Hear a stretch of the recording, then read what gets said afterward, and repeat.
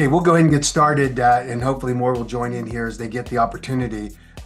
This is Matt Caddo, a Senior Fellow on Public Policy with the American Kratom Association, and welcome to all of you to our May update on things that are happening around the country with respect to Kratom. Before we get kicked off, just one administrative note. We have solidified the date for our congressional fly-in and congressional briefing. It will, and you can sign up for this on protectkratom.org, and you will see there the information that it will indicate that on June 2nd, the fly-in will occur, and on June 3rd, we will have the congressional briefing that will focus on the current issue that we're facing with respect to 7-OH and the ongoing policy battle that's occurring with that. But again, it's protectkratom.org. And what we are going to attempt to do is to offer the opportunity for those advocates who would like to get some assistance from the vendors for travel expenses and lodging expenses while they're in DC. And obviously, we will not be able to accommodate everyone who wants to. So sign up, and we're going to allow then the vendors to, as they're able to do so, to provide that assistance. And you can link up on, again, protectkratom.org/register, and you'll be able to get that information. We wanted to focus tonight on the current issue with respect to 7-OH. And this is a critical thing that's going on right now in the Kratom community.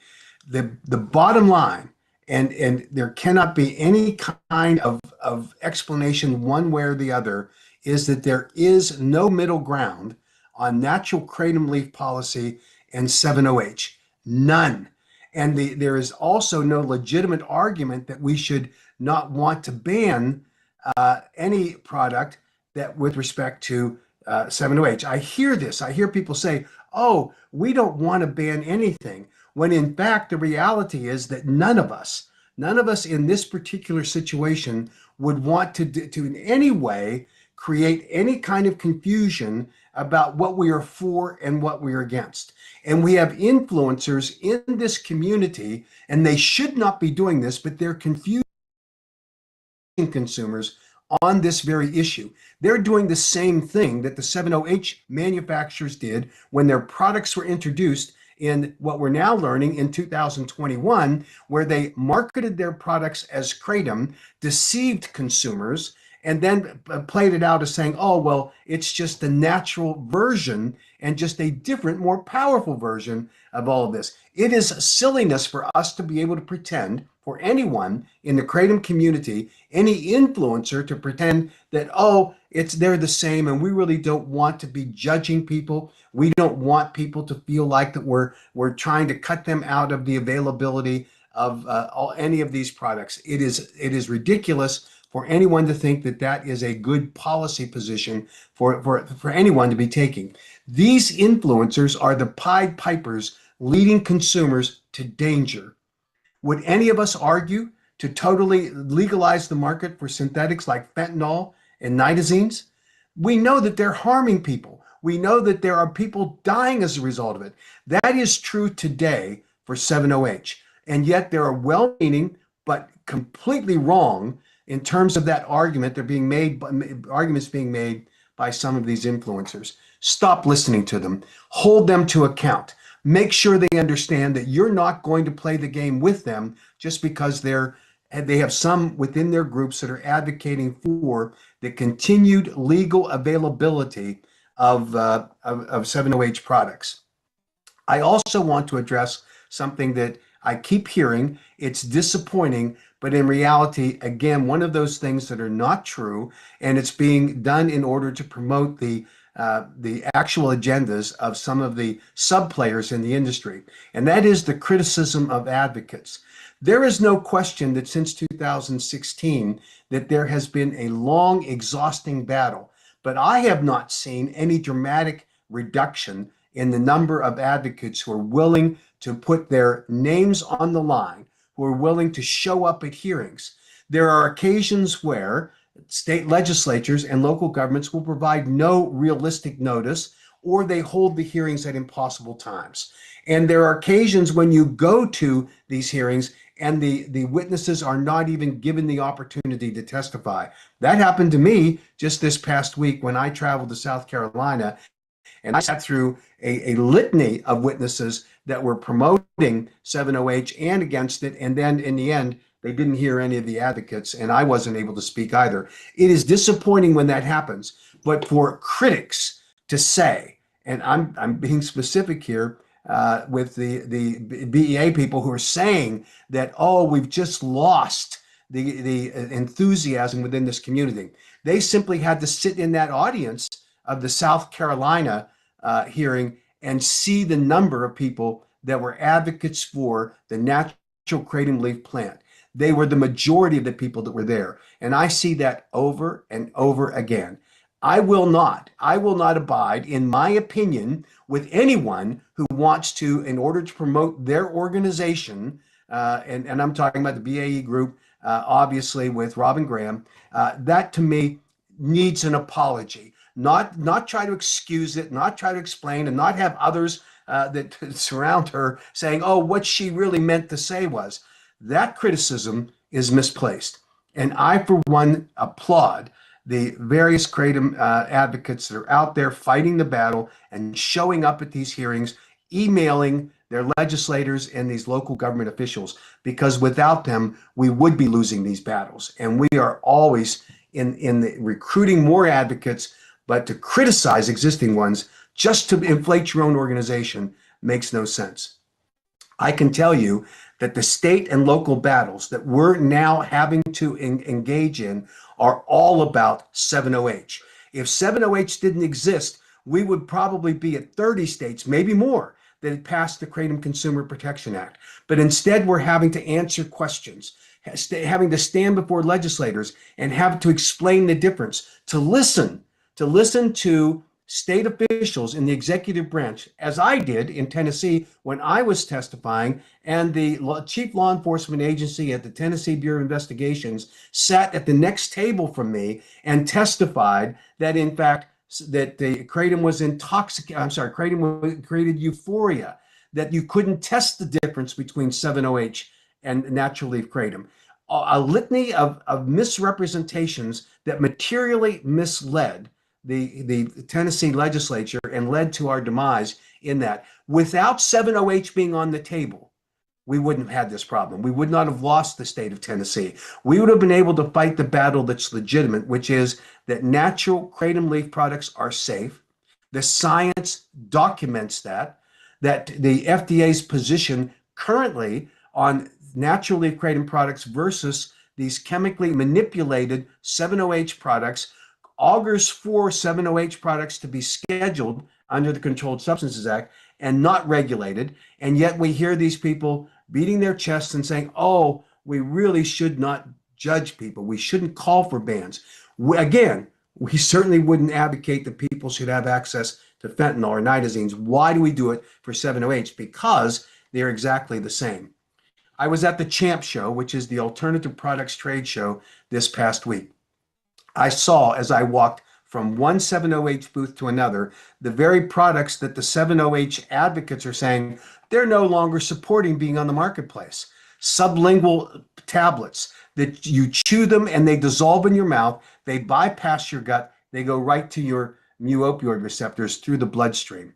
And yet you'll listen to the 70H advocates saying, oh, we don't support those products. And yet the majority of the products at that show selling to buyers for distribution across the United States where they're currently legal, and that's the kind of product that they're selling. They cannot have it both ways, and yet they're able to do it because of the apologists that are supporting them, claiming, oh, let's not judge, let's not ban things, let's let people make their own informed decisions. And that's the important thing. These decisions are not being made that are informed.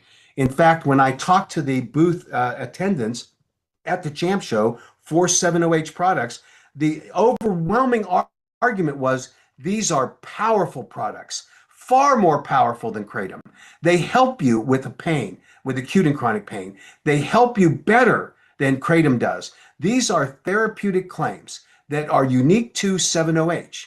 Now, obviously, if that's the only thing that kratom was used for, we would be subject in the kratom community to the very same kind of accusation, but it's not. We know that among the 9.1% of American people, based on the Grumman Consumer Survey that consume kratom products, that about a third of them use it as a replacement for a cup of coffee, for an energy boost and increased focus. That's not euphoria. That's not that quick euphoric high. That's not the fast crash. That's not the addictive qualities. These are products that are consumed by responsibly by consumers that do not have to worry about the safety profile that threatens them when they take 7-OH products. Many of whom were deceived by the 7-OH manufacturers when they tried to claim that they were kratom products, when in fact they're masquerading as very, very safe products when they're very dangerous products. Another third of the kratom consumer population uses it for a mood enhancement and reduce feelings of anxiety. And then is that third category where 7-OH resides exclusively, which is in the management of acute and chronic pain. And the argument that they make is that 7-OH is far more powerful than natural kratom leaf, is the very basis for them having to go through the new drug application process. They cannot be on the market and occupy that space, which is in direct violation of federal law. That the new drug application is required when you focus on therapeutic effects. But here's the interesting thing now. The 7-OH advocates are now claiming that they claim that the gas station heroin tag that's been placed on natural kratom, when in fact it was placed on 7-OH, is the basis upon which you should only sell kratom products in smoke shops where they bar anyone from coming into the shop itself that's under 21 years old. Now think about that. Where do 7-OH products want to be sold? Where is their marketplace? It's in that crowd of 21 and up, and in smoke shops where, because of the power boost of the effects of 7-OH are felt, it's a drug, and that's where they want it to be. It would be the equivalent of an arsonist starting a fire in a store and then showing up to save the kids in the store to be the hero. This is nonsense, and yet it is what we're getting from the 7-OH community, and it's dangerous when it comes right down to it. And they want to act like they're the good guys when in fact they are the ones who deceived from the get-go and created the problem. Many of you have probably seen, and if you've not, you should watch the John Oliver segment where he talked about the 7-OH issue. And he identified clearly some of the very difficult issues in the 7-OH community. And in that interview, when he was looking at the 7-OH manufacturers, he interviewed Vince Sanders first in a segment. I'm sorry, he didn't interview them. He played clips of interviews, the first of which was done in 2024, a year before Vince had previously admitted that the actual market entry had occurred of 7-OH products, which he previously had claimed was in September of 2025. Here, he talked about how the market entry in 2024 was so phenomenal. The sales exploded. They went far beyond what the cannabis products that he was then marketing and had been for 10 years. And he saw 7-OH knock the charts out because he was making huge amounts of money in that particular arena. That's the very quintessential basis of someone who's selling a drug. Then, in a separate segment, there's an interviewer asking Vince Sanders the critical question, and that is, do you not have any safety studies? Critics are saying you don't. And his answer was, no, we don't. Our customers are our safety study.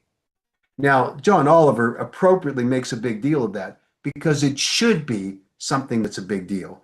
You do not use consumers as your guinea pigs in order to market a product, no matter how powerful those sales are. And by the way, there have been kratom innovations in the kratom space where there's not been this phenomenal jump in the product acquisition by consumers. And that's because kratom products are pretty much the same. And you can have little innovative tweaks in terms of the way you deliver them. But this idea that you can introduce this powerful 7-OH product and say, oh, it's the same as natural kratom leaf products, it is a lie. And there's no way that they are the same. I listened, and they also said in this particular segment, as Vince Sanders offered, that there have been no reported deaths from 7-OH. That simply is not true. And the argument that they're making to make it true is just to restate in an echo chamber the same things that they're saying over and over again. But the data is clear. The FDA has identified that there are deaths, and we're seeing every day more and more reports of families who are losing family members to 7-OH, some misled thinking it's kratom, the natural leaf kratom, but clearly is 7-OH. And that is why we need to fight this battle as hard as we can in order to clear up the misconceptions that we're seeing being identified in the marketplace. I attended the South Carolina hearing, and there was a witness, his name is Thomas Beckham, who represented to be a major 7-OH manufacturer with facilities in the state of South Carolina, employing over 100 people and projecting that his increase in the actual number of employees would go to 200, showing this rapid growth in the 7-OH product community. He made the point by his representation that not to worry about this so-called synthetic issue because South Carolina's current Kratom Consumer Protection Act bans synthetics, but that natural kratom and 7-OH are exactly the same. There is no way that 7-OH can be properly characterized as being synthetic. Well, that's a surprise to many scientists who have looked at this, who examined it, but they're playing a semantic game. 7-OH is, they're correct, oxidized, and it can be a natural process, meaning that you could expose it to heat and you could take the kratom leaves and put more and more heat on it. You will never get to the levels of 7-OH that would allow them in a commercially viable way to generate 7-OH products. They have to use chemicals, and that is not a natural product. That is at least a semi-synthetic product, and they can play the game, work the edges, and try to manipulate the English language, but this is a product that is not naturally developed, and yet that's what they sat there and what certainly Mr. Beckham said, and he said and he explained to all of these legislators, you have to understand that 7-OH is naturally produced in the body when they consume kratom, natural kratom leaf products, and the liver converts it into at a rate of 23 to 30%. Now that's an interesting percentage game. If you have 1 unit of a product and you go to 2 units, you have a 100% increase. So what they are saying is the liver naturally converts metrogene into 7-hydroxymetrogene. It does so at levels that are proportionate to the content of the 7-OH in the natural leaf products, which has been described accurately as trace levels. That's all it is. And the idea that they can make some equivocation to that being the same for 7-OH. Oh, well, for the 7-OH products that are majority 7-OH hitting the liver like a freight train, and the liver's not even able to process it. And they know that it fights for it, and you get much more 7-OH that is delivered into the body than the natural process that occurs when you take natural kratom leaf. They know this, and yet they try to mislead, confuse, and to actually deceive legislators into thinking that this is just a natural process and nobody should be worrying about it.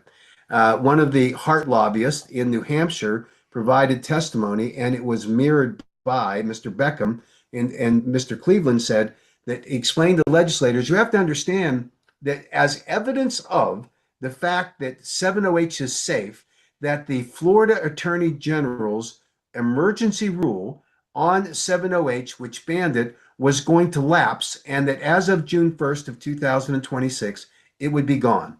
That was evidence that kratom was safe, that the science had disproven it. Anything but. Everyone who examines the actual things that happened in Florida would know that the battle between the Speaker of the House, and it's a political battle, and the Attorney General resulted in the Speaker of the House stripping out the provision from the AG that bans 7-OH products, the emergency rule. Everybody knows that. There's some question, according to some political newspapers in Florida that there was a personal relationship between the speaker and the lobbyist for the 708 that may have guided his decision to do that. Others say it was because of the animus that exists between the Attorney General and the Speaker of the House. Either way, the provision banning 708 under the emergency rule was stripped, but not because of science, because of politics. And it is well known that in the state of Florida that the Attorney General has the authority, and we understand will act on it, where he will simply reapply a new rule that will in effect ban 708 products. We'll wait to see if that happens, but every expectation is that it will. And the idea that Mr. Cleveland and Mr. Beckham would say to legislators, and mislead them, by the way, that, oh, take it to the bank, it is because 708 cannot meet the scientific standard that's necessary for scheduling. Not true. And I think that's critically important for people to understand. The top story of the day, you probably have seen this, but the President Trump in a Oval Office meeting, kind of laying out his maternal health policy, made a statement with respect to 708, which is now hitting the internet. And what the president said, and he brought it up kind of off the cuff, he said, on another topic, one of the things we're looking very seriously at is natural 708 and getting that approved. 708, and we'll take a look at that very strongly. I think Dr. Oz and everybody, we're looking to see if we can do something there. Now, what did that statement mean? Is it a reflection of a simple mistake that the president made saying, oh, we want to get natural kratom approved? Or did he say we want to get 708 banned as a controlled substance? Or is he simply talking about the information that he had available to them, saying that there is a 708 ban that's being evaluated, but we want to get to natural leaf in terms of a public policy along the way? No one knows at this point, but I think it's fair to say that there's no basis for anyone to make a claim at this juncture that the president was talking about synthetic, semi-synthetic, or chemically manipulated 708 products. He said clearly natural 708, and the only natural 708 that there is found in the kratom plant at natural trace levels, which occur in the original drying of the leaves after they're harvested. What we don't know at this point with any kind of specifics is when the DEA will announce their scheduling of 708 as has been recommended by the FDA and HHS. We'll wait and see. There are rumors flying that it could happen here in just the next week to 10 days. We've heard that story repeatedly. Eventually, there will have to be a decision that is clearly publicly known whether the DEA is going to schedule 708 or whether they will move to a process of simply standing down from it. The betting odds here in Washington is that they will schedule it. We also expect that there will also be, at about the same time, a revision in the FDA and Kratom webpage, which critically needs to be changed because the outdated information that is on the FDA and Kratom webpage needs to be revised in order to accurately reflect the science and the distinction between 708 and natural leaf kratom products. So we look forward to that happening, and I think that it will be a benefit to every kratom consumer. And before we get to the end of this, let me just review some of the key state updates. And I think it's important to take note of where we have defeated bans on kratom. Some of our critics will tout to the end of the earth some of the victories that they have had. And they are few because of, again, misrepresentation, confusion about 708 versus natural leaf kratom, and a lot of misinformation that's being peddled by some of the anti-kratom groups. But the fact of the matter is there are specific bans that were defeated this year. Utah started out as a ban. It was defeated. The state of Washington had a ban bill. It was defeated. Arizona, Iowa, South Carolina, Virginia, Minnesota, Michigan so far, New Jersey, New Hampshire so far, Delaware so far, Idaho, Montana, Wyoming, Missouri, Georgia, Florida, South Dakota, and Illinois so far. All states that have kratom bans that have been presented and they're being evaluated by the legislature. And some of those states, the so far states, are kind of in their last legs, and we hope to hear clearly where we are. Where we did lose was in Tennessee. We lost in Tennessee. Matthew Davenport, which is the perfect example of a family purports that their son died of a kratom overdose. And yet the autopsy report is clear, unambiguous, that this kid died of clearly of poly drug use, and the principal catalyst for the death was an extraordinary high level of Benadryl that caused the death. And by proportion, kratom really wasn't and could not accurately be called or characterized as the cause of death. We lost in Kansas. I think here it was more difficult to figure out exactly where the legislature got sideways, other than there wasn't a lot of discussion or information other than what was provided by the Kansas Bureau of Investigations. Again, misinformation. I sat and testified in the hearing where the Kansas Bureau of Investigations stood up and said, "We can't test for this stuff," and of course you can. That kind of misinformation obviously misleads legislators, and that's where we really have problems.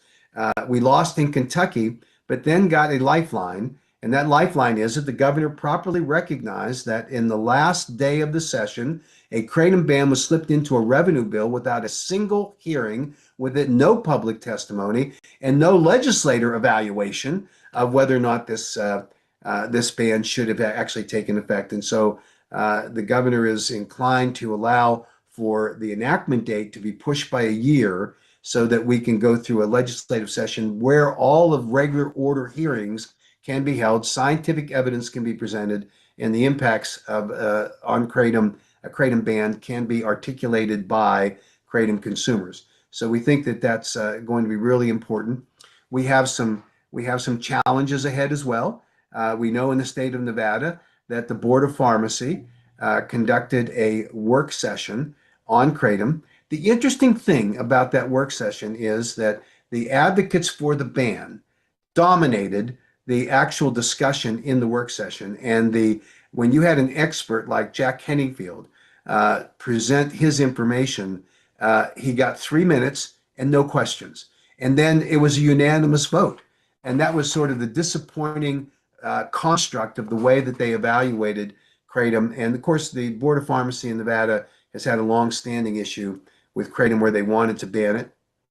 And we're going to fight back on that, and we'll go through the same process. There will be a full hearing on the proposed ban at the Board of Pharmacy level, and then we'll go to the Legislative Administrative Rules Committee for an evaluation as to whether it moves forward or not.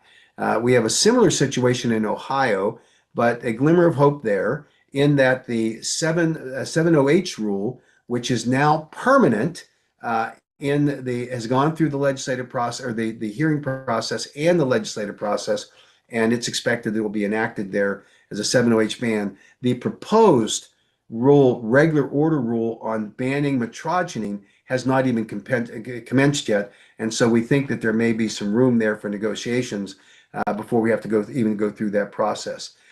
We know that we're at risk in Minnesota because we have a situation in Minnesota. We had the bill that was passed that put kratom at 21 and under being banned, and we have a commitment from the same sponsors that they're going to put more robust regulations around it. Great step in Minnesota, because now it legalizes kratom above the age of 21. Going to be very hard for the administrative agencies there to enforce kratom bans the way that they have been doing in the past couple of months. Then Michigan. And Michigan's a fascinating case of where politics intersecting with Hollywood can go wrong. Because we know that Speaker Hall in the state of Michigan was influenced by Patty Wheeler doing her documentary. And to the extent that when they held the House vote, the Speaker invoked a rarely used rule that forced all legislators to be in their seats, and they could not leave until the vote had been taken, and Patty Wheeler sat as the grand matriarch over the legislature while the speaker forced through a ban bill. The stench of that procedure, along with serious questions about whether the ban is appropriate, has now led to a very robust discussion in the state Senate. And I think that we have the real opportunity to make sure that that goes away. Those are the updates that we've had, and I know that we're going to have a number of questions on this, and I'm glad to go through those questions as much as we can. And I'm going to pull them up right now, and we'll start working through them as we go forward. Now, you can do this in the chat or in the Q&A. Let me start with those. I said. So Rand says, my question, HF 3453, this is in Minnesota, was signed into law. This is great news. 1 week ago in the session, do you think we're in the clear here? I just answered, I think so. I think that there's always danger when the legislature is in session. So we're going to be watching it carefully. But the sponsors of the ban bill in the state of Minnesota have already stood down, and I think that we're in good shape here going forward. And then Rand also asked about the president saying he's looking at protecting natural 7-OH. We think he means natural kratom leaf, but we're going to clarify that and work forward on it as we go forward. Nicholas asked, I've had a couple of questions regarding Kansas and California. Kansas scheduled 7-OH, and I heard they made an amendment permit. That is true. Is there any way to reverse this or try again next year? Absolutely, we can try again next year. We were told by the governor's staff that it was a very close call for her. She was not happy with some of the processes that were employed there. There were some interesting nuanced arguments that some people in the state made, that they didn't want to see kratom signs up around the state when they had the World Cup soccer coming into town. We're going to be back at it next year because we think that it was not appropriately done. Then in regards to California, I saw a positive report out of Los Angeles where the county health department supported keeping natural leaf legal. Do you have any additional information how this or California situation will go with AB 1088? AB 1088 is the bill that was sponsored by Assemblywoman Baines, and it passed the House unanimously, and it now is being scheduled for a hearing in June before the Senate Health Committee. And we've had great conversations with committee staff and with the members. We think that we're going to see this move quickly there in California. It's critically important that that happens because you have a situation where the California Department of Public Health has decided that the current language in the FDA and Kratom webpage allows them to put a ban on all kratom products in California because the intersection between California law that relies upon the federal law with respect to adulterated products allows them to ban kratom. And so we obviously want to get that language changed on the FDA and Kratom webpage, and that would undermine what California is doing right now. They're wrong, and that's just where we are. The Los Angeles County Health Department has been receptive. I don't know that we're totally in the clear there. We've worked closely with them. I've got to give credit to and I think this is true across the country with Global Kratom Coalition and the Botanics for Better Health and Wellness. We're working cooperatively together. I think we're able to get good advocacy activity there. And kudos to Andrew Culpa and to Matt Lowe for working hard with us in these areas, because that partnership really has provided big dividends for us. 1088, we hope, will be heard in June, and we can move to the floor of the Senate in order to get that passed. Adam says, can you comment on President Trump's statement? I've done that. Again, confusion about what natural 7-OH is. The only natural 7-OHs I mentioned is the trace amounts that occur in the in the natural kratom leaf plant. And Byron agrees with me. We need the KCPA in Kansas. Absolutely do. Nicholas asked regarding 1088 in California, will there be a preemption for banned cities?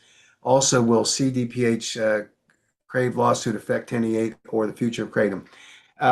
The lawsuit potentially could cover it, but it's the central issue that is being advocated for by the Department of Public Health is the same one that they put into the lawsuit. And so the legislature's instinct properly should be to rein in the overregulation of this product. And we think that there's sufficient evidence for that to happen. I think there's a great respect for Assemblywoman Bain. I think we have a real shot at getting the 1088 that would, I'd be, if I were on the Department of Public Health side, I'd be more concerned about what's happening in the legislature than we should be concerned about what's happening on the legal front there with the Department of Public Health, because we can knock them out in a skinny minute. Rand asked, is there a current ban risk in Arizona due to last minute bill insertions? Yes.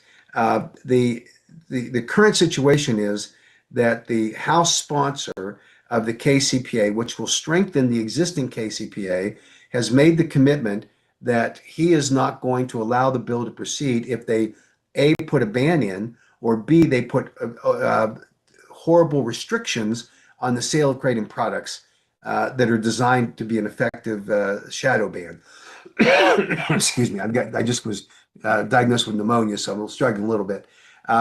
So we're looking forward to that bill, the strengthened KCPA, passing in Arizona, or it will be withdrawn one way or the other. So I don't think we're at much risk right now for a ban. Those bills have been tossed aside, and I think the only bill that's really has the chance is Representative Ginn's bill that is a strengthened KCPA.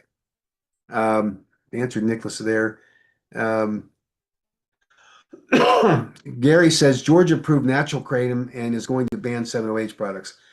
Yes, it's going behind pharmacy counters, which I do not approve of because of the possible monopoly on kratom leaf powder, but still available to buy the powder online. Not sure where you think the ban in Georgia came from. So think of two sources of the ban, and then I'm going to explain where the ban is not in effect. One is trial lawyers, and trial lawyers have a puppet in the form of Representative Townsend.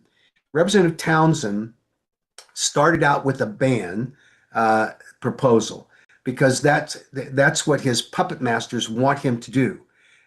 He clearly was not going to have a chance at getting the ban bill through because the legislative committee had heard enough evidence from witnesses that was not the right public policy. And so what Representative Townsend did was, in my opinion, astounding. When he showed up at the hearing, and I'm sitting in the second row of that hearing room, and he had a substitute amendment to the bill. Now, the way that the process works in Georgia is that when you have a substitute amendment, it pops up on the screens of each of the legislators at the committee so they can see it. And then it is supposed to be publicly available so that we can watch it on our phones. We searched for it and we could not find it. Neither could the members of the committee. So there was obviously a glitch, whether intentional or otherwise, on the actual amendment that Representative Townsend wanted to present. And he was under extreme pressure by the committee to come up with something that was more reasonable than what he had had before. He was asked by the committee chair, tell us what the significant differences are in your proposed amendment. And Representative Townsend went on to describe generally what those changes were. And we listened to them. We didn't like some of them. The one that he left out, and this is where I think that if a lobbyist did what Representative Townsend did, they would face criminal charges because you cannot lie to a legislative body. And while I suppose there's an argument to say that Representative Townsend didn't lie explicitly, when asked to describe the major points of his substitute amendment, what he left out was that the only kratom that could be sold in the state of Georgia was kratom materials that were derived from kratom plant material grown in the United States. Who's kidding who here? Of course, you cannot grow enough kratom in the United States to match the demand in Georgia, let alone the rest of the country. So what he did, I think, is actionable by the legislature, and certainly his colleagues should say he can't be trusted when he's asked that specific question and then delivered that ridiculous answer that failed to include a dramatic amendment that would have been a ban on kratom products. Now, he is he lost. And so there is no Townsend bill that either regulates or bans kratom. It didn't make it through. As a consolation prize, the speaker appointed Representative Townsend to be the chair of a blue ribbon panel that's supposed to look at the effects of kratom sales on youth in Georgia. Now, you know what the front and center example is going to be, and that's the Walker County schools in northern Georgia, where the report was issued that 5 middle schoolers fell sick and they were taken to the emergency room. And then the emergency room released the conclusion. All of the doctors, so they had 5 kids, actually 6, I think. One other showed up. A parent brought them in. 5 were transported from the school. They the all of the doctors conferred and all of them concluded that this was definitely kratom, not maybe, not suspected, definitely kratom. We learned that because we FOIA'd, they have another name for it down there, but the Freedom of Information Act for the school district, and we got the documents. And that's what they said. We called the Walker County Sheriff and asked him if he would consider sending the material that had been recovered as evidence at the scene to the University of Florida lab for testing to determine what exactly was in the product that was consumed by the kids. Obviously, the sheriff wanted to know if it was a kratom product because it was illegal to sell in the state of Georgia at the time of the acquisition of this product for kids. You couldn't sell to anyone that was a minor. And so obviously he had an answer. He had a question about that. And so he agreed to send them to University of Florida for testing. In that lab, they tested for kratom and found none. The so-called definitive response by those doctors, that group of doctors in the emergency room at the hospital in Walker County, who said it was definitely kratom. They tested for 116 other drugs, and there were no other drugs, none. What they found was these kids had quantity of sugar dots, candy dots, and that created what's called a dumping syndrome, which evidences itself in terms of dizziness, rapid heartbeat, vomiting, nausea, all of the symptoms that these kids showed up at the hospital with. One had actually passed out. And the Mayo Clinic verifies that that's what the dumping syndrome symptoms are. And so it will be an interesting time for us to sit with Representative Townsend chairing the committee to see if he allows that evidence to be presented when it's there. So I think it'll be an interesting time there in Georgia. But when I say trial attorneys, the trial attorneys have been working with Representative Townsend for the last 3 years. They have a specific set of regulations they want, to ban, if not ban, to get the following effective bans, because it helps their court cases against kratom manufacturers for what they allege to be wrongful death claims. And so, you have Representative Townsend is just their puppet. Now, when I confronted him with that fact, he goes, "Oh, no, I don't care." I asked him a question. I said, "I know you can't answer because you have to go check with Matt Wetherington, the trial attorney." "Oh, no, Mac, I don't do that. I don't talk to those people like that. You're wrong." And I said, "Okay, then the evidence is the infamous picture when testifying before the Senate Health Committee on his bill. He was asked a question by one of the Senate committee members about his bill, and he was dumbfounded. And Matt Wetherington got up from his seat as obviously a bystander, walked up and put his hand up like this and told Representative Townsend the answer. Now, if that isn't the proof positive that Wetherington has no idea what his bill does, and he had to get the advice from the real author, which is Matt Wetherington, who's a trial attorney, I don't know. So, and an interesting kind of thing. So it'll be some fun times, I guess, in Georgia as we go forward. Currently, there was no new law passed in Georgia this year. Michael asked, what do you make of Trump firing Marty McCary? That's not finalized yet. I mean, obviously, the alligators are circling. It's not typical for that kind of very public lynching going on in Washington, and usually it's more subterranean, but it'll be interesting to see how that plays out.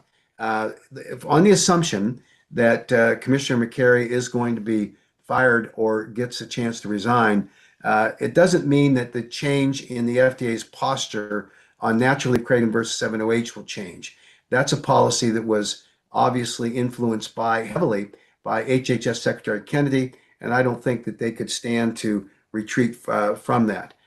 So I think that that's something that obviously we will have to play out and see how it works. Taylor said 2 questions. I'm in late 20s, have a child, wife, and work 50 hours a week, and can't make it to hearings unless I know weeks in advance because I'm usually busy. How can I help more besides the normal written testimony? I feel bad for not showing up to HB 587 and SB 299 in Ohio. Well, first, Taylor, thank you. Your emails make a difference. Phone calls make a difference. And I don't think anyone in the kratom advocacy community ought to be in any way demonized or criticized because they aren't able to do what you've just described because of your family circumstances. I can tell you that I thought it was horrific that you had that criticism and I know they tried to explain it away on the so-called Kratom Gals podcast when you had Robin Graham say, the advocates just ought to get off their butts. Untrue. I applaud every advocate, whether you do emails or whether you do phone calls. Those are important things. So don't feel bad about it. Just stay in the saddle and keep fighting. Don't have to feel bad at all. And then the second question, are you feeling good, bad, or neutral about Ohio? I'm feeling really good about Ohio. I think that the fact that we're at this juncture, we've got some legislation that's moving through the Ohio legislature. The Board of Pharmacy has not started their formal rulemaking procedure on natural metrogeny. We're obviously going to have an occasion to go to the JCAR committee, which is the Joint Committee on Administrative Rulemaking, and we'll be able to make our case there if necessary. But I think we're going to keep pushing along this way. But thank you very much, Taylor, for all the work that you do and your support. Shell asked if we're safe in Mississippi with the KCPA being signed. Yes, for now. No, we're never safe because the creative work that's being done by the anti-kratom people is something that we have to be ever vigilant on. So while we're safe this year in Mississippi, we're going to be fighting again there next year along the way. Bob asked, is 2% 7-OH a harmful product? Let me clarify what the 2% level in 7-OH that was first identified in our Kratom Consumer Protection Acts in 2019, before 7-OH products entered the marketplace.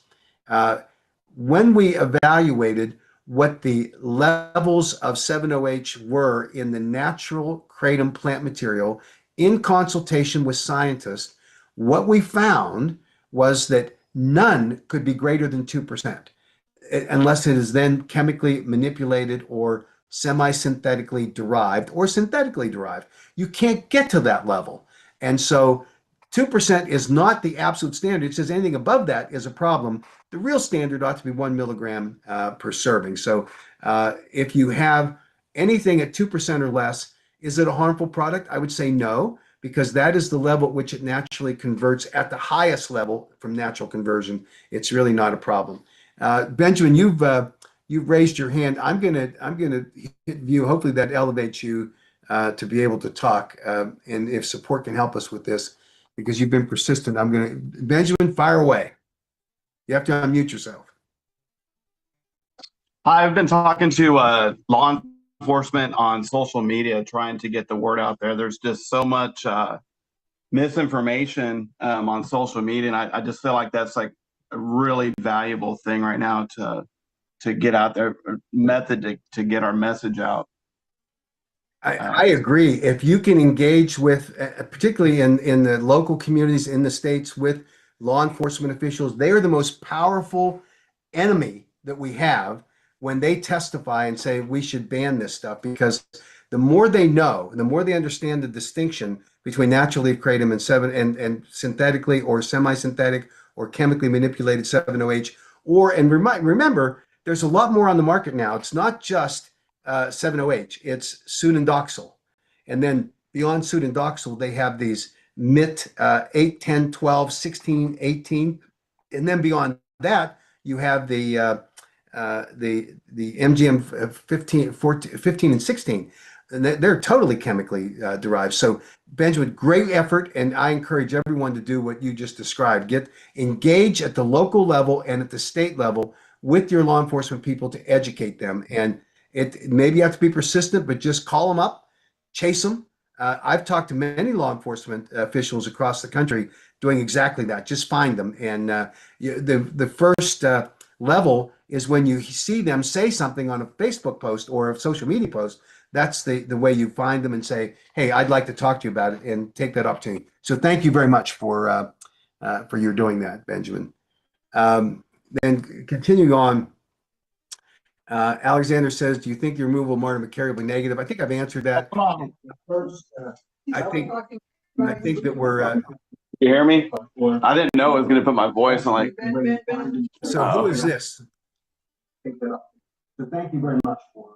I didn't know it was going to put the audio on. I was like, dude, I thought it was a chat question. I don't know how to answer. All right. Well, thank you. You can go ahead and stand down now, but thank you very much, Benjamin. So we're there on that issue. On Marty McCary, again, I think I've answered that, and I think you're right that McCary, the Commissioner McCary, was pretty nuanced about it, but he was not nuanced about how he felt about natural leaf kratom. He made it clear over and over again.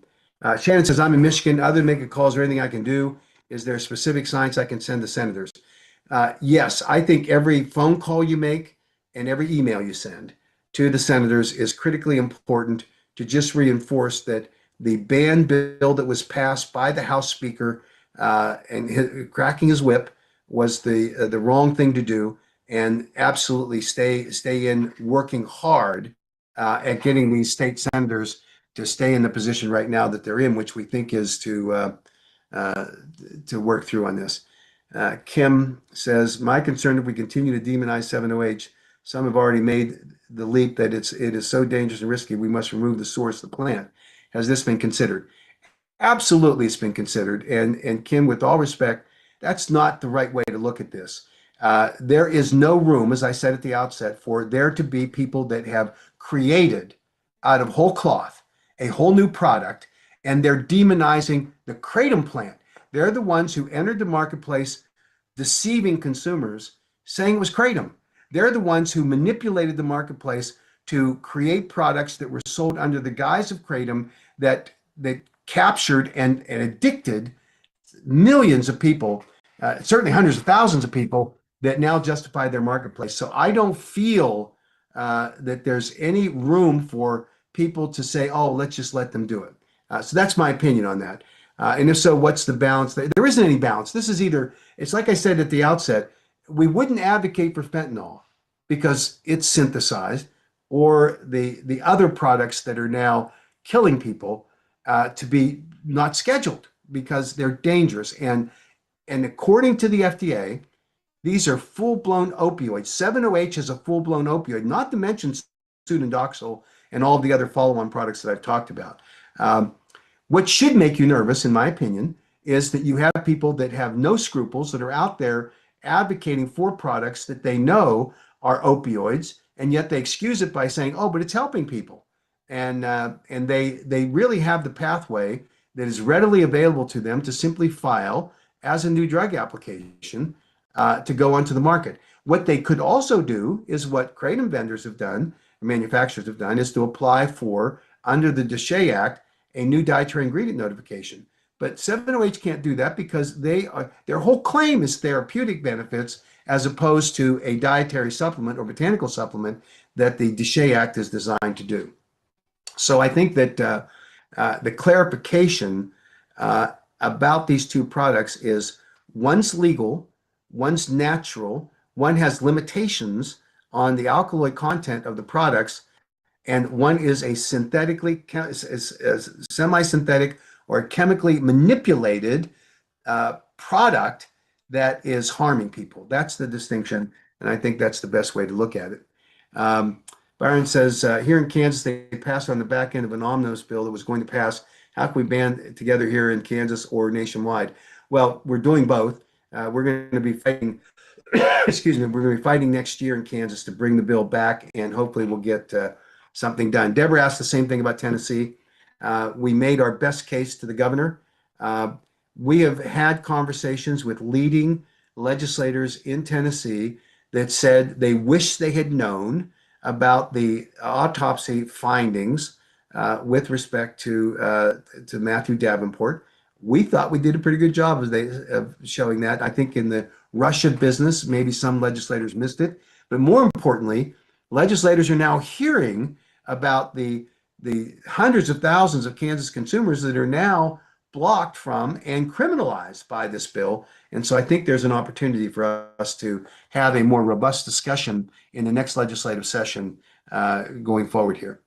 Stephen asked, is there a way for people who cannot get to DC to support advocates who can be there alongside vendors?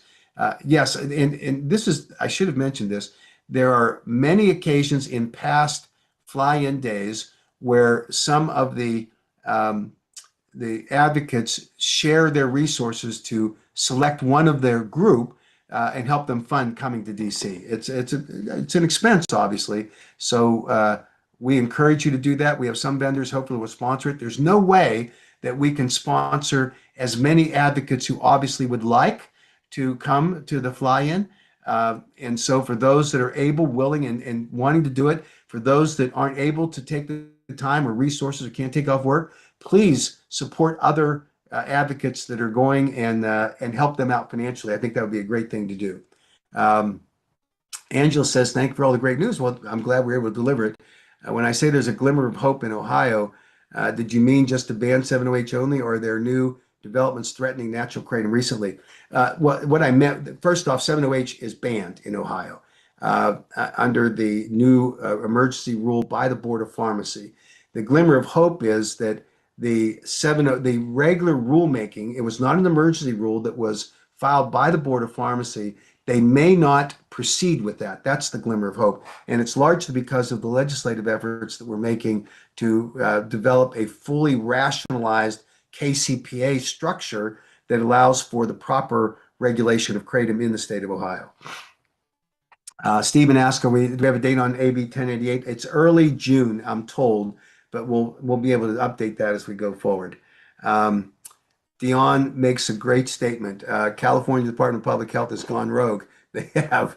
I mean, this is what bureaucrats do. And when they're left to their own devices without any restraints, they go on it. And Dion's made exactly the correct point on this. And so thank you, Dion, for doing that. And thank you for all the great work that you do throughout the industry and advocacy community. David says, what are your thoughts on the status of natural kratom leaf legality in Illinois? Hopefully there's some Illinoisans in the Zoom call. I hope you are too. I know that there are local bans, but the momentum at the state level appears to be toward a KCPA. I think that's true. I think we're making progress in this area. We want regulations. The matter is referred back to Rules Committee. I believe as a lifelong resident of Cook County, I'm always worried about corruption. Understood. And we're working hard as best we can in order to proceed there in Illinois. It's a complex procedure because there are lots of legislators involved, but I think we're unified now as we go forward. I see that Craig has raised his hand, and he actually is working there closely. So I'm going to see if I can get Craig to. Craig, unmute yourself when you've got the floor. I believe I did. I actually was just waving. I didn't mean to do that. But the fact is, yes, no. Illinois is I think moving towards a very real possibility of passing the KCPA. I will just comment that I was at a hearing in Plainfield, Illinois last week, where they were trying to pass a ban on all forms of kratom, and we were successful. Allison Smith was there as well, and we were successful in getting them to put it off for a couple of weeks and get a little more education. I spent about 45 minutes on the phone with the police chief this morning trying to do just that. and they seemed like they were at least open to listening to it. And I think that's the way you have to deal with law enforcement. Their biggest issue coming back to us as well, the FDA hasn't approved it. And I said, basically, well, they haven't disproved it either. Illinois is playing whack-a-mole with all the different communities that are trying to pass things and not pass things. And if we get there in front of them and explain what's going on, we're getting at least positive responses to giving us the time to talk. Well said, and thank you, Craig. Craig's with CBD Kratom, is a great advocate for us, and we appreciate the work he's doing, particularly in these local governments, which are obviously problematic to get to. And sometimes, like in the States, the hearings pop up quickly, and it's playing a little bit of game of whack-a-mole, and it requires people to be there. And Craig's a great advocate, and we appreciate all his work on it. Misty asked for an update on the Louisiana KCPA. Bill's been filed by Representative Amadeo. We're grateful for that. We're going to try to unwind this. It's a little bit of an education campaign explaining now why did we do it in the first place. And if I were going to answer that question, the answer is simple. You can look at on our website, you can look at the AKA presentation at the Champ Show, and I show the video of Representative Leo, who was the House sponsor of the Kratom ban bill. And she was asked by a fellow colleague of hers, what about these synthetics? And Representative Leo said, oh, there's no such thing as a synthetic. And whoever told, now this was in the end of May of 2025. She said, anybody that tell the lobbyist that told you that I was born at night, but not last night, there is no such thing as a synthetic. And then 2 months later, you had Commissioner McCary and Speaker Kennedy, I'm sorry, not Speaker Kennedy, Secretary Kennedy, stand before the American people and say they wanted to recommend the banning of synthetic 7-OH. Now, if there's no such thing as a synthetic product, I don't know what to tell you. So that's really a problem going away. So we're hopeful that through a combined education process and correcting the record on this, that we can undo that ban and come up with a reasonable regulatory scheme on Kratom. So Misty, thanks for asking the question. Glenn, you raised your hand. I'm going to give you the floor for just a minute. We want to keep going here quickly as we can because I want to wrap it up. Unmute yourself. Glenn, you've got to unmute yourself. All right, Glenn's not able to do that. So let's keep going here until he figures that out. Mary asked, there's been quite a bit of negative media attention against Kratom in Minnesota. Could that affect the risk of a Kratom ban? I understand and we're trying to work with the media as best we can. We're fighting it, but right now I think we're on the upward trend here in Minnesota. We're going to get a full-blown KCPA in the next session. So Glenn, looks like you unmute yourself. You've got the floor. So Glenn, you've got to speak. All right, he must be having some problems. Gary says Townsend asked to meet with me. Gary, God love you. Take advantage of that. I mean, every voice that he gets in his ear, he needs to hear it.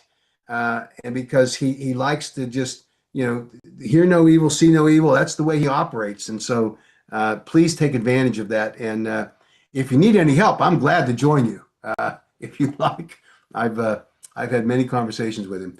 Chris asked, do we have clarity on the new Utah law, specifically online sales in the Utah, and what is the current conclusion? Under the law that was passed in the state of Utah, there is a ban on any sale of products in the state of Utah, including online sales. It's based on what I'm hearing, it's going to be an enforcement issue. And obviously, they're going to have to sort that out.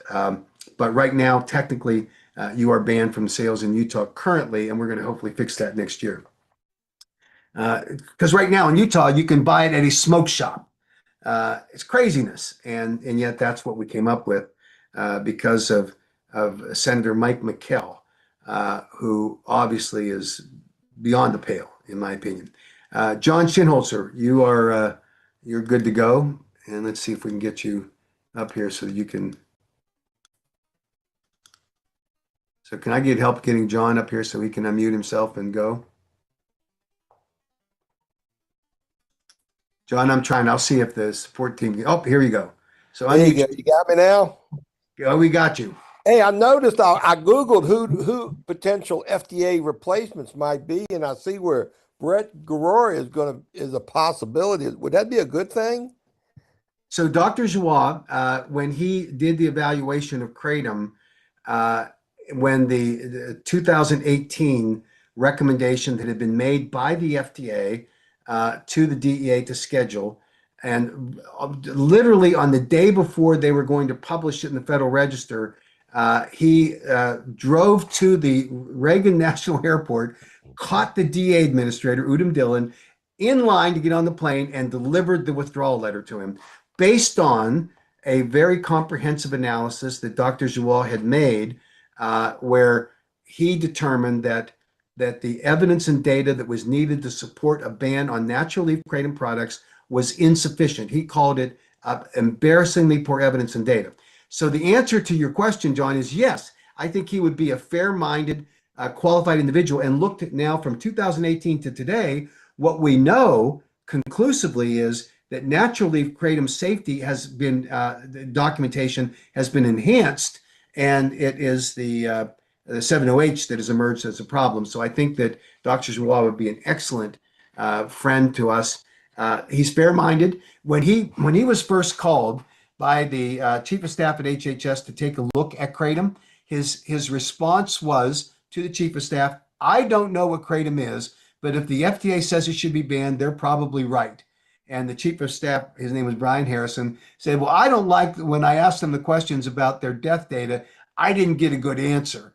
And so I'd like you to look at it." And so to his credit, Dr. Joie did a real evaluation and concluded that it was insufficient evidence for a scheduling recommendation, and he withdrew it. So I think that if Dr. Joie is on the plate, that would be terrific. If McCary gets booted, which is possible, obviously, we'll see what happens.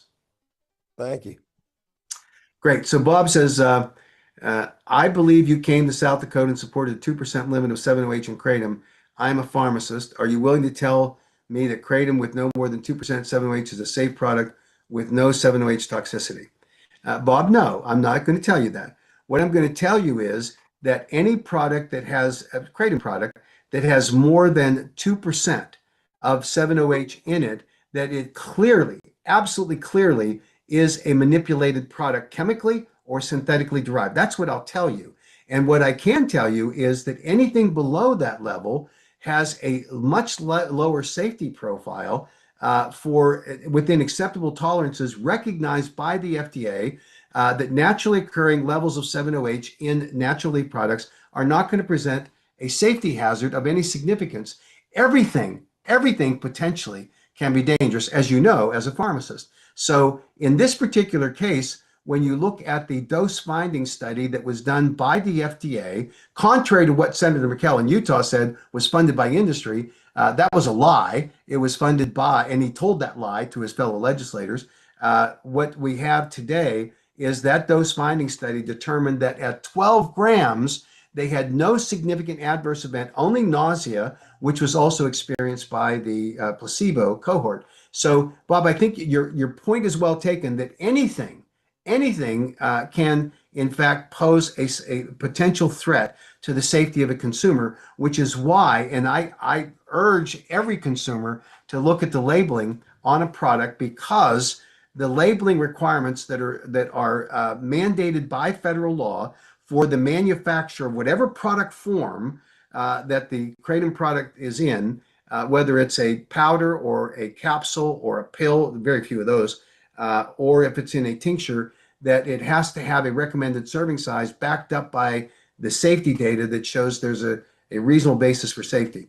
So you've made a great point, Bob. I agree with you, but I'm telling you that all products have risks. The risk levels above 2% are dramatically higher, and that's why I think that they're subject to the recommendation for scheduling that was made by the FDA and HHS in last year. So Byron asks, so Mac, last question. I order mine online, so I have to travel to get it. Correct? If we're talking about Utah, that's correct. I can't recommend you do anything that's going to violate the law. Um, and Miri asks, is the AK planning on fighting the Sterling Heights, Minnesota ordinance directly? We're fighting every place we can get people activated. So I don't know the specific answer, but between the Global Kratom Coalition, the Botanics for Better Health and Wellness, and the AK, we're trying to get to every local government to where they pop up with these kinds of bans. Nicholas says, do I have any updates on Wisconsin at all? Thank you for that question. I just talked to Heidi Sikora earlier today on a text exchange. We had developed a theory that we could challenge the current ban on kratom in Wisconsin by the Controlled Substances Board because of their acknowledgement that kratom doesn't meet the 8-factor criteria. We were asked by some legislative leaders to stand down and let them solve it. They haven't done it. And so I think that we're ready to go back to that strategy of filing for a hearing, in which has to be granted within a certain number of days, where we can make the scientific case for kratom to be deregulated. And given that they've made that statement publicly and just said to the legislature, "You fix it," the legislature just hasn't reacted very well. So that's the best I can answer on that. Michael asks, is there a way we could conduct a professional, legit survey to question teens with reliable results and show statistical proof that kratom is not popular amongst youth, and compare it to things like vaping, edibles, underage alcohol, etc.? It is seriously needed, in your opinion. Michael, I agree with you. So here's the challenge. First is resources, money to do it. And there's competing research money protocols that are out there. I like this idea of being able to get a panel of kids to determine whether or not they truly are attracted to kratom, or what kind of kratom, so-called kratom products. Obviously, they're going to be attracted to 7-OH products because, as one of the vendors at the Champ Show explained to me, that the difference between natural leaf kratom and 7-OH is 7-OH knocks you on your ass. And the only people that are looking for that kind of product are drug addicts or teens. And so I think that's a great suggestion. I'm going to raise this issue with some of the scientists that we work with and see what they think about it. But thank you for the suggestion, and we'll follow up on it. Dana asks, are there people available to teach others how to advocate? This is new to me, and I often feel lost and confused. Great question, Dana. Thank you. We have a regular group of advocates who are well suited, that John Chinholzer was on earlier, Laura Romney, Heidi Sikora. I think it'd be great to have sort of a advocacy training session, and we will put that on the agenda and give you that opportunity along the way. So Kevin says in Kansas was more the Board of Pharmacy than the KBI. Good point. The Board of Pharmacy didn't testify in the hearing that I attended, but the KBI did. But you may be absolutely right that that's the case. And so, that's one of the issues that I think we will look at in the next go around. Bob comes back, the pharmacist, and he said, yes, but they spike it up that level, the 2% level. You may be right, and certainly anything that's not naturally occurring, which is why I think, and our new recommendation is that you cannot have more than 1 milligram of 7-OH in a serving size, and that would help control this. I think that the fact is that when you take a product that has 2% or less of 7-OH, it doesn't get you that euphoric high that 7-OH does, and so that may be the differentiating factor. But it's a great point, Bob. I agree with you, and I think we could. I'm going to factor that in some of our thinking about this going forward.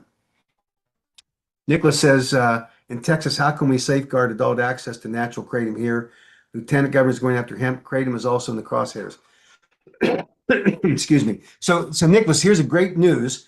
The Lieutenant Governor, I think, has been participating in some direct discussions with us about kratom. I think he's going to be on our side. He wants to regulate it, and so we're not going to have the exposure that we had with him 2 years ago in the last session, when he was looking at hemp, and I think we've educated him better than he has been in the past.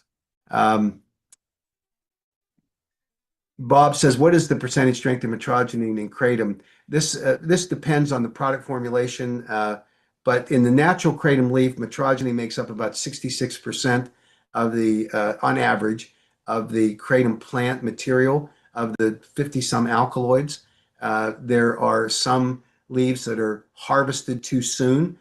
Farmers over there in Indonesia want to get money, and so they pick them too soon, and they have a lower mit count, higher speciacilitine, which is problematic. But that's why the vendors test for the mit content, and they're not going to take some of the bad stuff. David, very long question. I'll try to get through it. I have been actively engaged in state and federal advocacy, including filing formal grievances with the Commonwealth Ombudsman and the Kentucky Board of Pharmacy regarding 708 scheduling and the resulting medical abandonment of paying patients, as well as submitting public comments to the FDA and conducting direct outreach to Senator Berg and Representative Rokes. Given this experience, how can we best leverage these specific localized efforts and individual legislative pushbacks to strengthen the AK's national messaging during the upcoming congressional DC Visits Day? So, David, thank you. I think the first top answer is, if you can make it, visiting your offices from your state of that congressional delegation, both in House and Senate, is critically important. Love to have you do that and be here to do it. I think your experience in working in the way that you've described is fabulous. And I think you can be kind of a leader among the advocates as you have those discussions with these legislators in this fly-in day. So I think that's terrific. And so I think going forward, that will be something we can work on. Certainly we'll do a training of the advocates who are able to come to DC before we actually deploy on that day. And so there you have it. So Craig just reports back that the standard comment from the law enforcement is the FDA hasn't approved it. That's true. And of course, the answer that I give, and this is equally true, is that you can walk into a dietary supplement store and you'll see hundreds of products that weren't approved for any medical use by the FDA and yet are used by people to maintain their health and wellness. And the number nationally is thousands of dietary supplement products that are in that same category. So just saying that in fact this hasn't been approved for medical use doesn't mean a lot, and it isn't required unless it's a new drug application. Bob asked, "Can I have your email offline? I'd like to understand the 2% calculation." Yeah, it's mhatto@americankratom.org. Bob, I'd love to have the conversation with you. mhatto@americankratom.org. Bob says metrogene is the primary active alkaloid in natural kratom leaf, typically consisting of 0.5% to 1.5% of the dry weight of the leaf. Yeah, you've gone into fairly technical area. I agree. I understand completely what you're saying. When you start to create products that are based on natural kratom leaf material, the percentage of metrogene in the raw leaf material is in that roughly 5 to 15 milligrams per gram of powder. The issue is where 708 comes into play. And I think that's the difficult issue that we have to sort out on a product formulation basis. But love to engage more with you because I mean, obviously raised some great things here. Richard says, are there printouts on the AK website that we can attach to our letters or hand out face-to-face meetings that explain the science of kratom and the aftermarket products? Great question, Richard. I think there's some that are useful in that regard. Some of them are too long to be a one pager. But I think we have some materials up there that you can use, and we'll take a look at it and see if we can put more of those the way it is. Billy Christian, I'm going to recognize you. If we can bring him forward and let him unmute himself, that'd be great.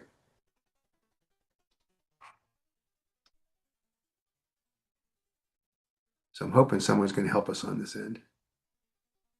There we go. So Billy, unmute yourself, and you've got the floor.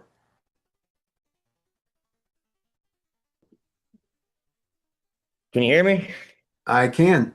Hey, how's it going? Very nice to meet you. Stop touching it. Well, nice to meet you too. One second. It's recording. You're trying to...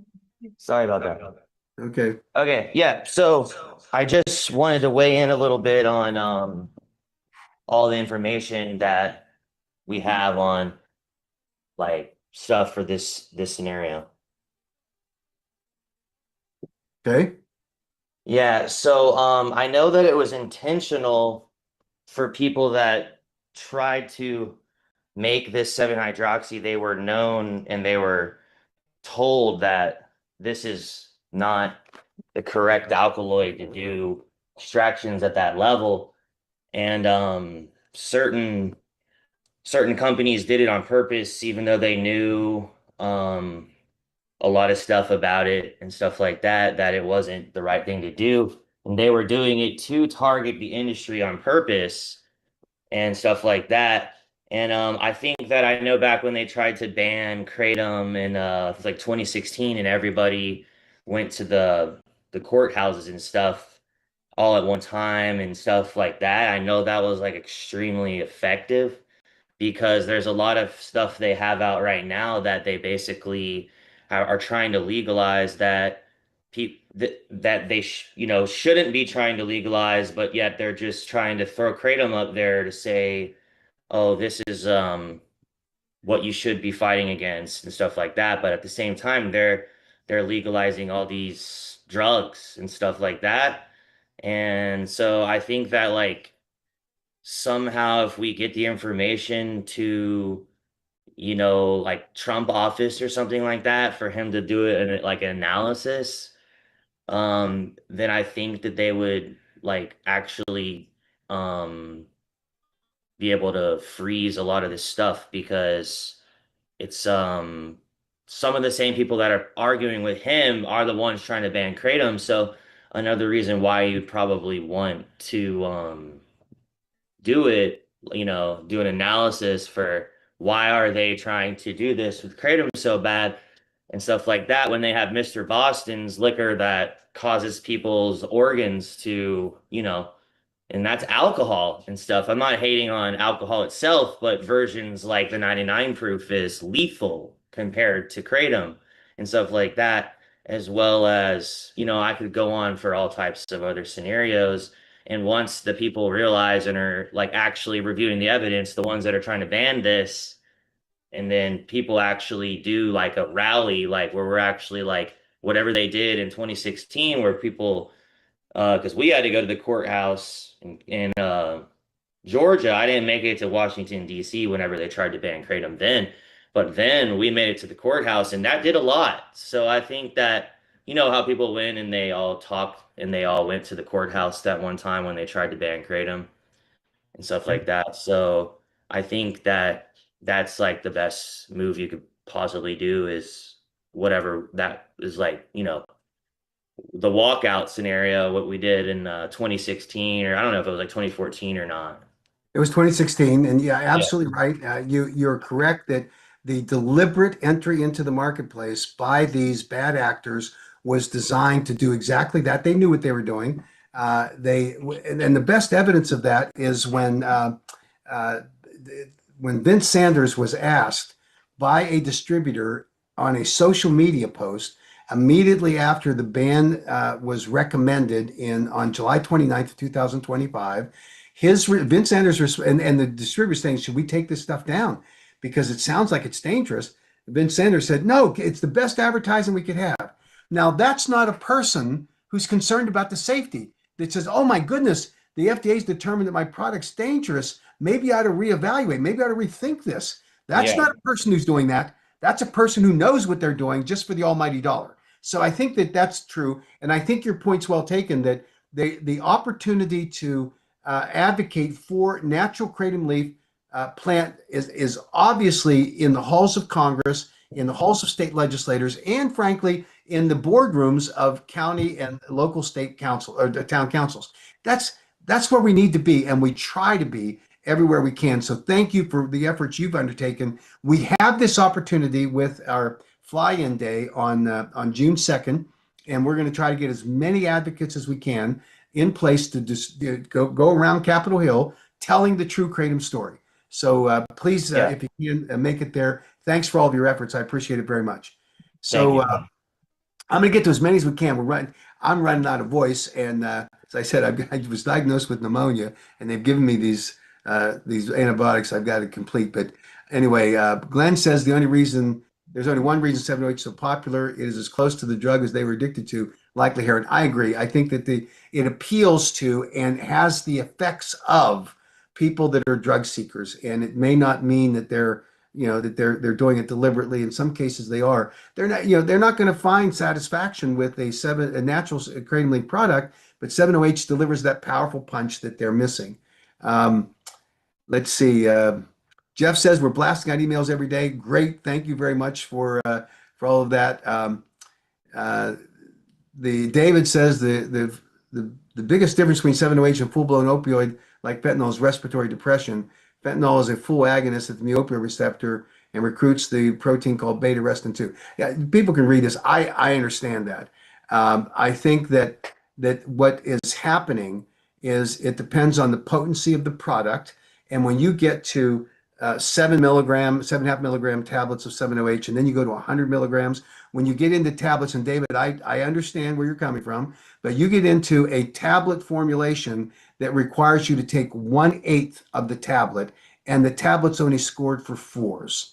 There's something wrong with that picture because they know you're going to take the tablet, fast dissolving, that can, at that potency level, deliver the kind of adverse event that likely could cause full-blown opioid respiratory suppression. And the FDA believes that. I understand that maybe it's not that bad, but some of the evidence that the FDA has suggests that it is.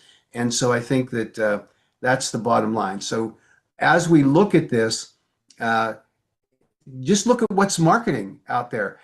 When you go from just the 7-OH that's in a form like natural kratom, and you digest it through your digestive system, again, you're going to assault the liver with high concentrations. But when you bypass all of that with sublingual dissolvable tablets, nonsense. That goes right to your bloodstream. It goes right to your mu-opioid receptors, and it is a full-blown agonist. So I'm sorry if you disagree with that. And David, I'm glad to have this conversation offline with you. I just we're so late in this call, but I think you make the point that 7-OH is very potent tool for pain, and like any tool, it needs respect and regulation. But for me to call it fentanyl as a scare tactic that ignores the science, actually not.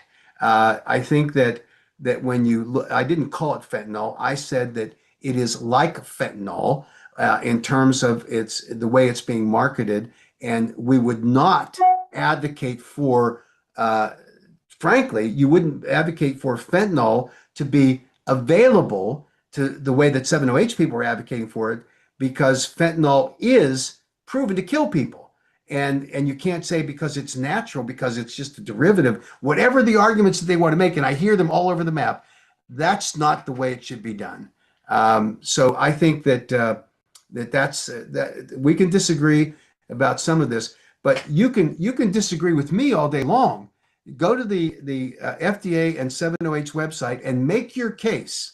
Make your case that, and you can go to the DA and make your case and see if you are going to sell it. But I continue to believe that the distinction that I was making is accurate, which is no one would recommend that we should allow fentanyl to be on the market, and that's what these advocates are saying. They're saying, oh, we shouldn't be banning 7-OH because if people are using it to some benefit. People use fentanyl for some benefit. It's when they overdose on it, when they get tainted fentanyl. There are all kinds of issues there. So I don't think it's a fair suggestion that I said that it's the same as fentanyl. What I said was that the advocates are acting like we should allow 7-OH because it's helping people. Fentanyl helps people too, and nobody in their right mind would recommend that we just let people make their own decision about fentanyl. And that was a point I was trying to make. And if I didn't make it well, I apologize. Or if you bastardize what I said, shame on you. We can decide when we look at the record as we go back and forth. Misty Brown says she's getting off her butt to go to DC. I hope all of you do. I hope we can all see you there along the way. So that'd be great. So I think that I'm going to have to cut some of these off real quickly. Trevor asked, what will it take to get kratom sold at normal places instead of smoke shops? and that's a Utah-based question, I think, we're going to have to change the law because that was a bad law that was enacted by the misinformation that was generated by the Senator McKell. And he did so knowing it. I mean, this is a guy who literally stood or sat before the health interim committee and described, when asked specifically by Representative Chevalier, whether or not the FDA dose finding study altered his view about whether the natural kratom leaf was different than the 7-OH, and he said, "Oh, that was funded by industry." And then to build more credibility at the end of his testimony, after they had finished, he said, "Oh, Representative Chevalier," he said, "I phoned a friend and confirmed that that was funded by industry." That was a lie. And yet he's never corrected that lie ever to those legislators. So I think that's part of the problem as we're going forward here. We just have to figure out what's going on. So Mary said, please, Mac, I was asking about the negative tension affecting the ban in Michigan. Of course, negative information does elevate the risks. And I think that we just need to fight back with good, accurate information as we go forward. So I think that's as much as I can do tonight because we've reached the I think the 2-hour mark, and frankly I'm beat. So I think that if you have any questions, you can reach out to us and ask them, and we'll try to get back to you. For information about the fly-in, you can reach out to the staff here at AKA. Look on our website, and you can go to protectkratom.org, and you can then fill in whatever question you have there with respect to this. So I think that's where we are. I think, see, is Heidi on here? Do we know? I don't know if Heidi's on. I was going to give her a chance to say something, but she's one of our fabulous advocates. She, along with Laura Romney, who just tirelessly work for what we're doing. So there you have it. Thanks to everyone. And you know, if I was too tough on some of you, I apologize. It's not, well, some people say it is my nature, but I can tell you that that our goals are the same. Oh, Heidi's here, so I'm going to let her. We need to elevate her so she can give us some information here before we quit. Heidi, just unmute yourself and you've got the floor. Hello. Can you hear me? Yes, we can. Okay. Yes. What did you want me to talk about? Well, I wanted to give you the chance because I thought I saw you on here, and I think that people generally are asking about how we effectively communicate the science information. As a medical professional, you've been doing this in such a magnificent way. So I thought you might be able to provide some advice on how people can talk with these public officials in terms of how to convince them that the science clearly suggests that natural kratom leaf is far different from synthetic or semi-synthetic or chemically manipulated 7-OH. Right. Absolutely. Well, you know, obviously, I think, first of all, the most important thing are those personal testimonies and having those be prepared, and how that has really impacted the function in people's lives, so that they understand that this is not a get high product. It's something that actually improves function. And having a printed testimony, and especially having a personal picture on it, even a family picture, I think is very helpful. It personalizes it. As far as the science, you know, I've got, and obviously the AKA has multiple tools, International Plant and Herbal Alliance, that I'm working with Laura Romney. We have multiple information sheets. We have state fact sheets, you know, science fact sheets, etc. And so, you know, I'm absolutely willing to share all those. And we do have the advocacy cheat sheet with evidence-based statements. I think that that's a good thing for everyone to have on hand when they go to talk to their legislators. So I'm, you know, happy to share, you know, any information that people want, and some simple one-page sheets that I think will be very helpful. That is fabulous. Thank you. And I cannot sing the praises at a higher level than is possible for me, for Heidi and Laura and her team. It's just fabulous stuff that they're doing. So thank you. No, you're welcome. So should I just say my email out loud, or you want me Sure. to? No, you Okay. absolutely can. All right. It's kind of long. So it's Dr. like Dr. Heidi, Heidi, Sykora, Sykora at plantsandherbals.org. Great. And if you could put it into the chat side, and because I'm gonna take the last couple of minutes just to conclude one thing in response to Lewis. Lewis, in the comment section, says that I'm full of crap, and I cleaned that up. Because of you and the AK, the whole plant is being banned. So a couple of things, Lewis. First off, you wouldn't be able to say that on a 70H if you were saying how great the natural plant is, because they don't let you on there to do that. I have been banned from 70H advocacy discussions. I don't ban people here, and we don't ban people here. So you at least have the ability to express your opinion, and your opinion is now public. But let me tell you the underlying premise here. We had recommended bans on kratom both in 2016 and 2018. It took an enormous effort in order to educate public policymakers as to why that was not the case. Now, fast forward to 2025, when the FDA made and HHS made the recommendation for kratom, I'm sorry, 70H to be scheduled under as a Schedule 1 substance under the Controlled Substances Act. And here's the important factor. In order to schedule, you have to pass the 8-factor analysis. 70H passed that 8-factor analysis. Kratom, natural kratom, does not and has not. And there is a 70H 8-factor analysis that was presented, evaluated by both individual scientists and the FDA to the DEA. And so that science is there as an 8-factor analysis. And I think that it's the same.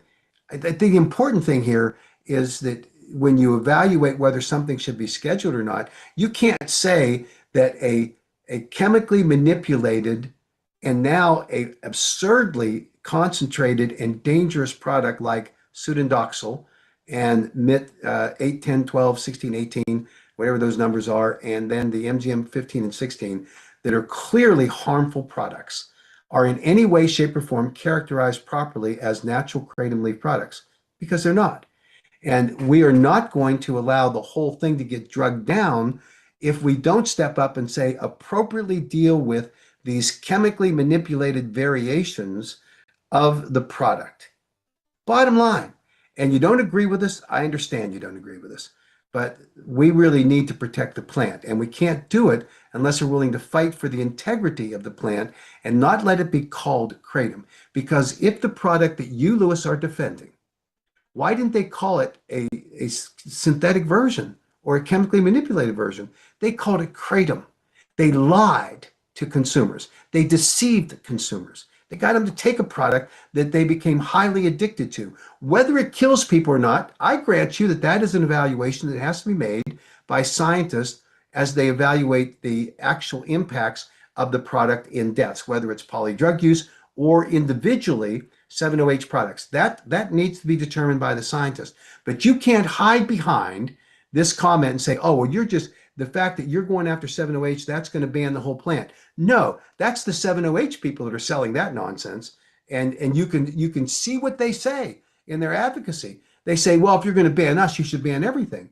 That we're not saying in any way that a natural levels of 70H are in any way dangerous. We're in fact saying the opposite. What we're saying is that when you chemically manipulate them, they become a threat to consumers. So that's the bottom line. I'll close again. Thanks to everyone for joining us tonight, for your tireless efforts. And thanks to the critics. They refine our thinking. They help us to reevaluate what we're doing. And we're glad to do that. We don't ban people from being here. And that's the bottom line in terms of where we are. So thanks. I'm sorry we have to cut this off. But as I say, we're well over time of the 2 hours that we'd allocated. This was live streamed. It will be available on our website, and you can go back and review it, and you can pick out mistakes that I've made. Love to hear about those because I'd like to correct the record as we go forward. So thanks, everyone, and I hope you have a great rest of your evening and certainly for the rest of the week. Thanks so much.